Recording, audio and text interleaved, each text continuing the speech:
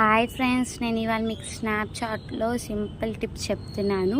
స్నాప్చాట్లో short cut ఎలా create చేయాలో, ఎలా డిలీట్ చేయాలో చెప్తాను. ఇప్పుడు మనం ఓపెన్ చేశాక స్నాప్చాట్ ఇక్కడ న్యూ అనే ఆప్షన్ ఉండిద్ది, దాని మీద క్లిక్ చేయండి. క్లిక్ చేస్తే ఇక్కడ న్యూ షార్ట్ కట్ అని ఉండిద్ది, దాని మీద క్లిక్ చేసి మనకు కావాల్సిన వాళ్ళకి మనం ఎవరెవరు స్నాప్ పెడతాం వాళ్ళని సెలెక్ట్ చేసుకోవచ్చు.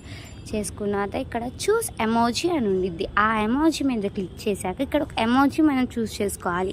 మీకు ఇష్టం వచ్చిన ఎమోజీ చూస్ చేసుకోండి. నేనైతే ప్రస్తుతానికి ఈ ఎమోజీ చూస్ చేసుకుంటున్నాను.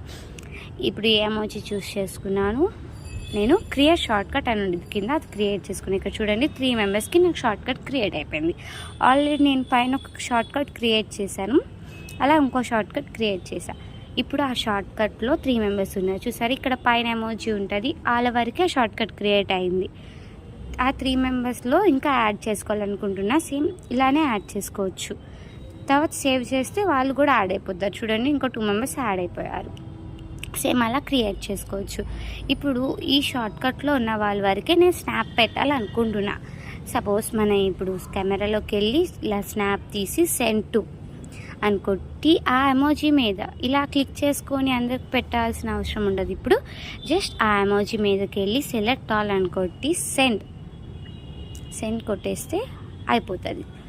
ఇప్పుడు నేను పెట్టిన వాళ్ళ వరకే వెళ్తుంది. చూడండి 1 2 3 4 5 వీళ్ళ వరకే వెళ్ళింది. చూడండి చేసినావు ఇంకా మిగతా వాళ్ళు ఎవరికి వెళ్ళదు.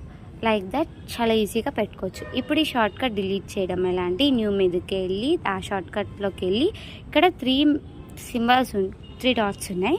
ఆ 3 డాట్స్కి వెళ్తే డిలీట్ షార్ట్ కట్ అని వస్తుంది. ఆ డిలీట్ షార్ట్ కట్ అని కొడితే డిలీట్ అయిపోతుంది. సేమ్ చూసారా, ఈజీగా డిలీట్ అయిపోయింది. లైక్ దిస్ డిలీట్ చేసుకోవచ్చు.